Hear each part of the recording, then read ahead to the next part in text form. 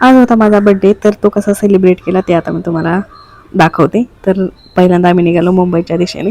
मुंबईच्या दिशेने म्हणजे मुंबईला नाही जायचं आम्हाला जायचं आहे तळेगाव दाभाडेला.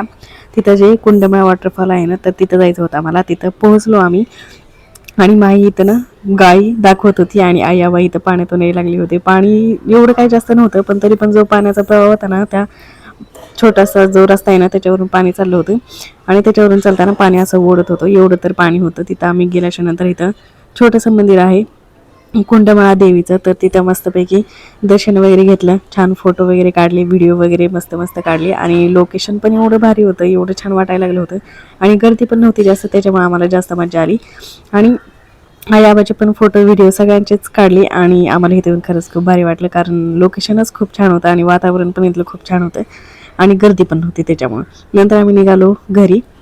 घरी निघताना पहिल्यांदा वडापाव खाल्ला, कारण आम्ही जेवण केलेलं नव्हतं दुपारी, त्याच्यामुळे नंतर घरी आलो. घरी आल्याच्या नंतर सकाळीच मी मटकीची भाजी, चपाती, भात हे सगळं बनवून ठेवलं होतं आणि आता कट करायचा होता आम्हाला केक.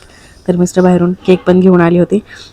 मी आणि माहीनं मस्तपैकी केक कट केला. माहीला यायला लागली होती झोप, त्याच्यामुळे तिचा काय मूड नव्हता, झोपेच्या भरात होती तिनं. आणि नंतर केक कट केल्याच्या नंतर सगळ्यांना खाऊ घातला आणि माही बघा कशी. लॉंग व्हिडिओ पण आपल्या चॅनलवरती आलेला आहे, नक्की बघा. Bye bye.